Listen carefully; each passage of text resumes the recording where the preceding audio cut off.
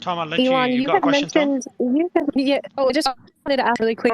He had mentioned different color check marks for verification for different entities. Was that still going to be part of the new verification process?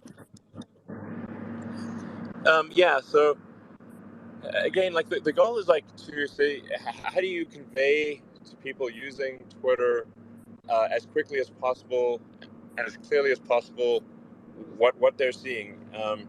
So so there will be a gold check mark for commercial organizations, a gray check mark for government, and a blue check mark for verified individuals.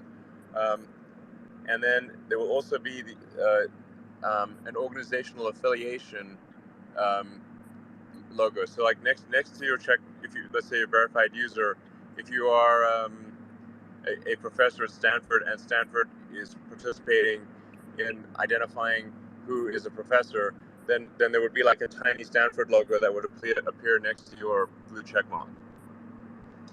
So then as you're scrolling, it's like you can see, oh, this is actually a Stanford professor, or this person actually does work at Coca-Cola, um, and there's the clarity there.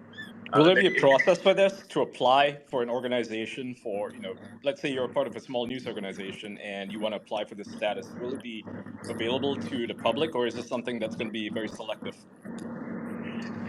No, it will be available to the public. So it's sort of, so it's not going to be like an anointed set of companies. Now, there will be a strong policy against impersonation and deception. So if someone's attempting to deceive users, then their account will be suspended. So that's yeah.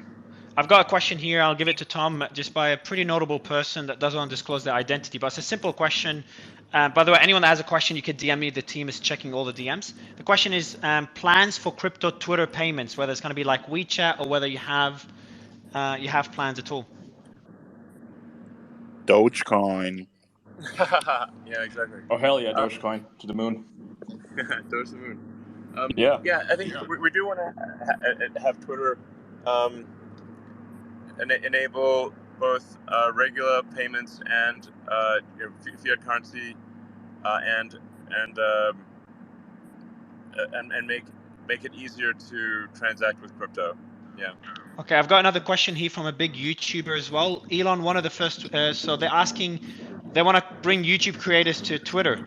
What's your plan with? What's your Twitter creator plan, if there is one? Yeah. So, well, for video, we need to upgrade the Twitter system to be able to have longer video, and then enable creators to derive revenue from viewership, which is a combination of advertising and subscription.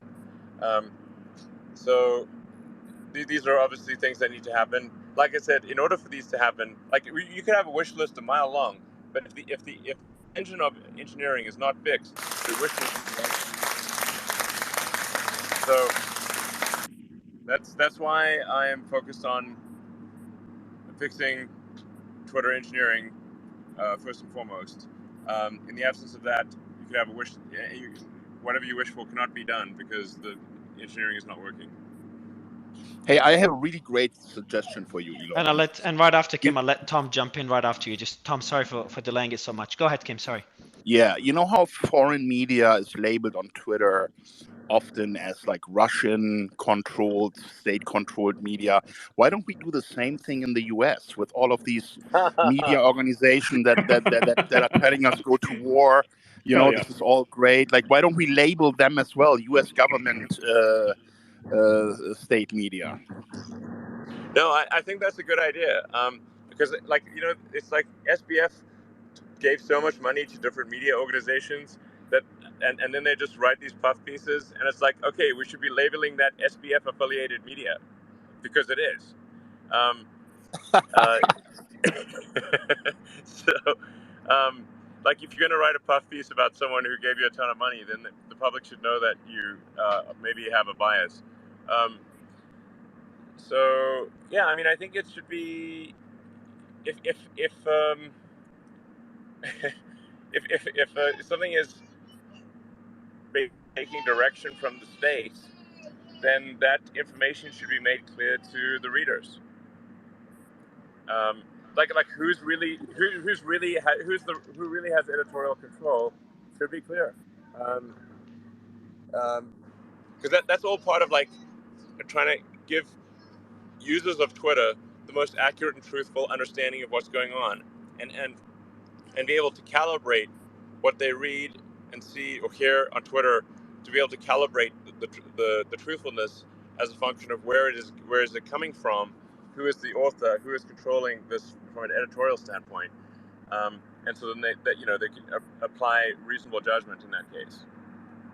Yeah, no, I agree with you. And I think that would be a really good thing to level the playing field, because when you want to find out about what's going on in Ukraine and you get it from sources that are labeled in a certain way, and then the US news sources are not labeled at all, the problem with that is that people think this source is trustworthy and this source is not trustworthy. So if Twitter has labels like this, then they need to be applied fairly also against media that is clearly pro-war and clearly infiltrated by commentators from the intelligence community who are telling us all this bullshit about why we have to be at war.